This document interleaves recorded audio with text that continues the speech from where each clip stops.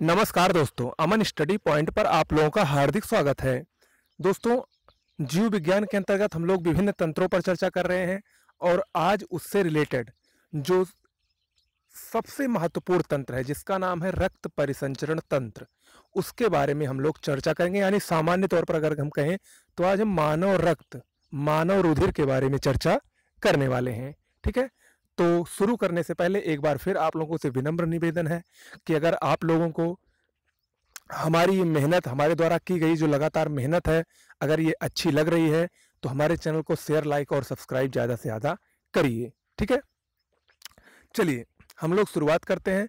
सबसे पहले रक्त परिसंचरण तंत्र की खोज किसने की थी, ये परीक्षा में आता है, फैक्ट है, विलियम हार्वे ने।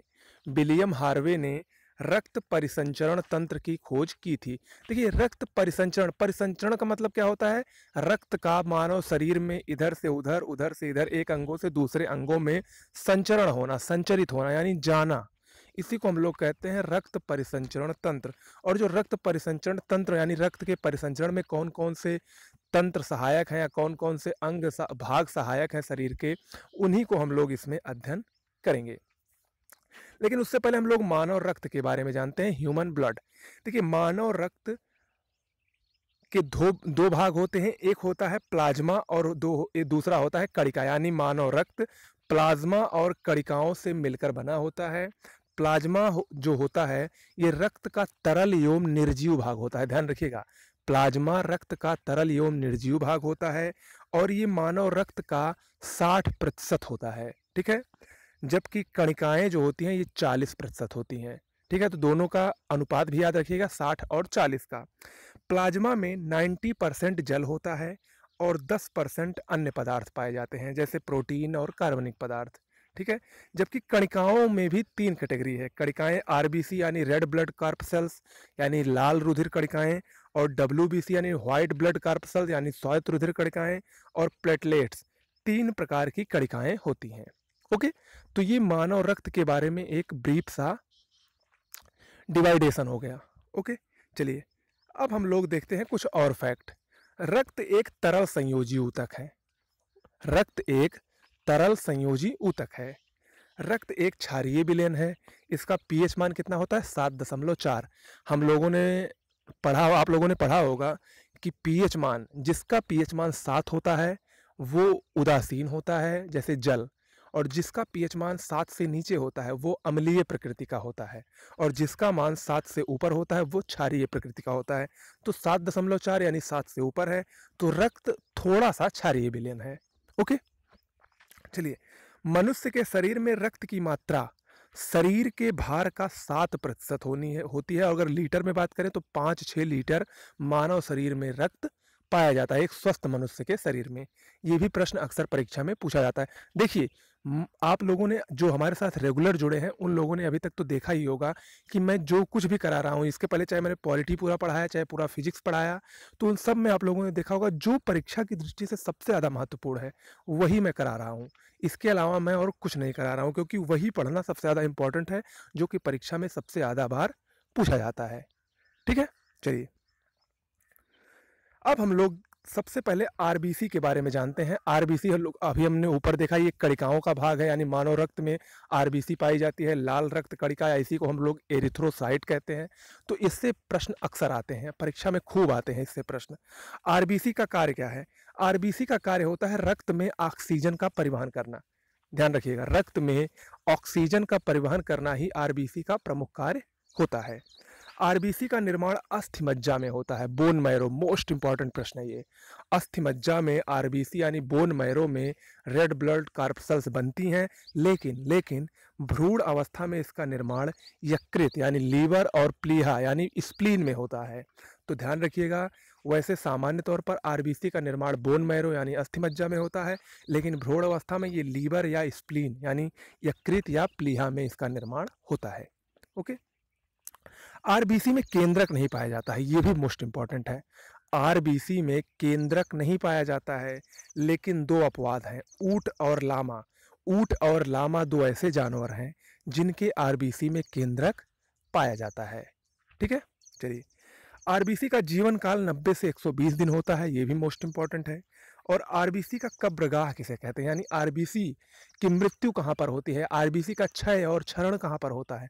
तो आरबीसी का कब्रगाह यकृत या प्लीहा को कहा जाता है। स्प्लीन, स्प्लीन या लीवर को, इसमें सबसे ज़्यादा स्प्लीन आप लोग याद रखिएगा, यही ज़्यादा पूछा जाता है। प्लीहा, प्लीहा को आरबीसी का कब्रगाह कहा जाता है। ओके, चलिए, तो ये हो गया आरबीसी के बारे में जानकारी। अब हम लोग देखते हैं डब्ल्यूबीसी के बारे में जानकारी। देखिए, डब्ल्यूबीसी यानी संयुक्त रक्त कणिका, और इसी को हम लोग ल्यूकोसाइट कहते हैं। ये शरीर की प्रतिरोधक क्षमता को बढ़ाती है, मोस्ट इंपॉर्टेंट है, शरीर की प्रतिरोधक क्षमता को बढ़ाना ही डब्ल्यूबीसी का प्रमुख कार्य होता है। ये केंद्रक युक्त होती है, ध्यान रखिएगा, आरबीसी केंद्रक विहीन होती है और डब्ल्यूबीसी केंद्रक युक्त होती है। इसका जीवन काल 2 से 4 दिन होता है। ओके, डब्ल्यूबीसी में ही कणिका रहित, देखिए डब्ल्यूबीसी दो प्रकार की होती है, कणिकामय और एक कणिका रहित। तो न्यूट्रोफिल जो होती है वो कणिकामय डब्ल्यूबीसी होती है, और लिम्फोसाइट, एक लिम्फोसाइट डब्ल्यूबीसी होती है, वो कणिका रहित डब्ल्यूबीसी होती है। वही हमारे शरीर में एंटीबॉडी का निर्माण करके शरीर की प्रतिरोधक क्षमता को बढ़ाती है। चलिए, अब हम कुछ और फैक्ट देख लेते हैं। शरीर का ब्लड बैंक किसे कहा जाता है, शरीर का ब्लड बैंक प्लीहा यानी स्प्लीन को कहा जाता है। आरबीसी का सामान्य से कम होना, ये भी मोस्ट इंपॉर्टेंट प्रश्न है जो अब मैं बताने जा रहा हूँ। आरबीसी अगर सामान्य से कम हो जाए किसी मानव शरीर में, तो उससे एनीमिया की बीमारी होती है, रक्ताल्पता यानी खून की कमी हो जाती है। डब्ल्यूबीसी का सामान्य से कम होना, डब्ल्यूबीसी का सामान्य से कम होना ल्यूकोपीनिया कहलाता है, उससे ल्यूकोपीनिया नामक बीमारी होती है। डब्ल्यूबीसी का सामान्य से अधिक होना, ल्यूकेमिया यानी ब्लड कैंसर, अगर डब्ल्यूबीसी सामान्य से अधिक हो गई तो ब्लड कैंसर हो जाता है। ओके, रक्त का अध्ययन क्या कहलाता है, हिमेटोलॉजी, रक्त का अध्ययन हिमेटोलॉजी कहलाता है।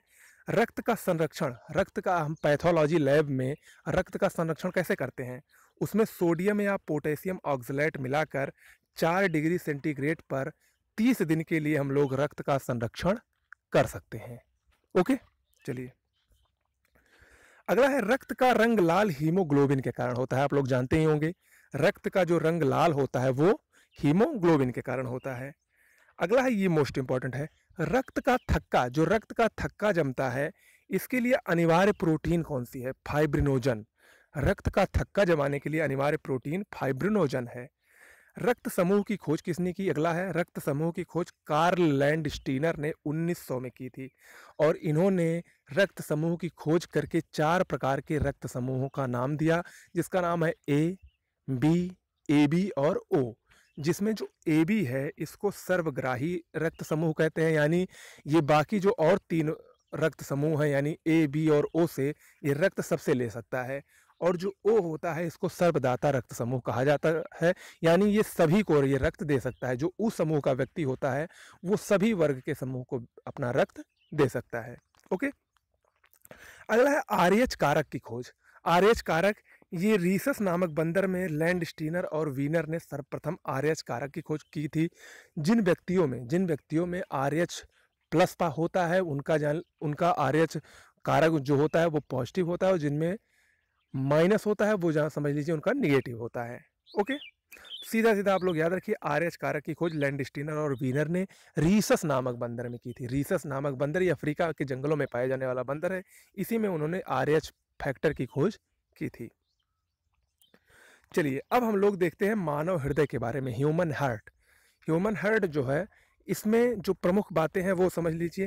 ह्यूमन हार्ट जो होता है वो 3 स्तरों वाली झिल्ली से घिरा होता है। मानव का हृदय जो होता है ये 3 स्तरों वाली झिल्ली से घिरा होता है। मानव के हृदय में 4 कक्ष पाए जाते हैं, जिसमें 2 आलिंद होता है और 2 निलय होता है। और इसके बाद जो मैं बताने जा रहा हूँ ये मोस्ट इंपॉर्टेंट है। दायां आलिंद और दाएं निलय में अशुद्ध रक्त, ध्यान रखिएगा, दाएं आलिंद और दाएं निलय में अशुद्ध रक्त तथा बाएं आलिंद और बाएं निलय में शुद्ध रक्त बहता है। इसको कान खोलकर सुन लीजिएगा, दाएं आलिंद और दाएं निलय में अशुद्ध रक्त और बाएं आलिंद और बाएं निलय में शुद्ध रक्त बहता है। अगला है, कुछ फैक्ट और देखते हैं। एक सामान्य मनुष्य का ब्लड प्रेशर कितना होता है, अक्सर पूछा जाता है। 120/80 mmHg, 120/80 mmHg ये एक सामान्य मनुष्य का ब्लड प्रेशर होता है, जिसमें 120 क्या है, ये सिस्टोलिक यानी संकुचन की अवस्था है, और 80 क्या है, शिथिलन यानी डायस्टोलिक की अवस्था है। ओके, मनुष्य के हृदय की धड़कन 1 मिनट में 72 बार होती है, लेकिन भ्रूण अवस्था में 1 मिनट में 150 बार मानव हृदय की धड़कन होती है। अगला है रक्तदाब। बीपी मापने का यंत्र कौन सा है? परीक्षा में अक्सर पूछा जाता है। स्फिग्मोमैनोमीटर।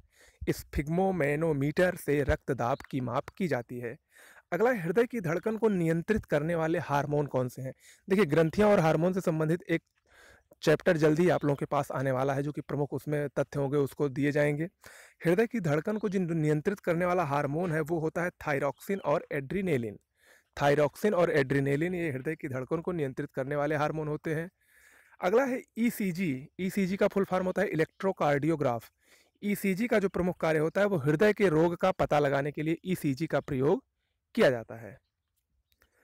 अब हम लोग कुछ और जानकारियां देख लेते हैं सिरा और धमनी के बारे में। वेन और आर्टरी के बारे में हम लोग जानते हैं। देखिए, सिरा क्या होती हैं? सिरा शरीर से हृदय की ओर रक्त ले जाने वाली नलिकाएं होती हैं और सिरा में अशुद्ध रक्त बहता है, सिवाय सिवाय पल्मोनरी सिरा को छोड़कर। पल्मोनरी सिरा में शुद्ध रक्त बहता है, इसी को याद रखिएगा। पल्मोनरी सिरा में शुद्ध रक्त बहता है और बाकी सिरा में क्या होता है? अशुद्ध रक्त बहता है। और धमनी की बात करें, आर्टरी की बात करें, तो धमनी ये हृदय से शरीर की ओर रक्त ले जाने वाली नलिकाएं होती हैं, यानी हृदय से शरीर की ओर ले जाती हैं, तो इसमें शुद्ध रक्त बहता है। सिर्फ पल्मोनरी धमनी में अशुद्ध रक्त बहता है। ओके, पल्मोनरी धमनी में अशुद्ध रक्त बहता है और जबकि पूरी धमनी में क्या होता है? शुद्ध रक्त बहता है। हृदय की मांसपेशी को रक्त पहुंचाने वाली कोरोनरी धमनी में रुकावट से हार्ट अटैक होता है। ध्यान रखिएगा, हृदय की मांसपेशी को जो रक्त पहुंचाती है एक धमनी जिसका नाम कोरोनरी धमनी है, इसी में अगर रुकावट हो जाती है तो इसी को हम लोग क्या कहते हैं? हार्ट अटैक कहते हैं। ओके, उम्मीद करते हैं कि आप लोगों को जितना भी मैंने बताया सब समझ में आया होगा। तो अगर आप लोगों को ये आया है तो हमारे चैनल को प्लीज़ शेयर, लाइक, सब्सक्राइब करिए और कमेंट बॉक्स में लिखकर ज़रूर बताइएगा कि आप लोगों को हमारे द्वारा जो पढ़ाया जा रहा है वो कैसा लग रहा है। अगर उसमें कुछ सुधार की ज़रूरत हो तो बिल्कुल आप लोग कमेंट बॉक्स में अपने सुझाव दे सकते हैं, जिससे मैं अभी भूगोल और इतिहास भी पढ़ाने वाला हूँ, तो उसको भी मैं अच्छे से पढ़ा सकूँ। ठीक है, धन्यवाद।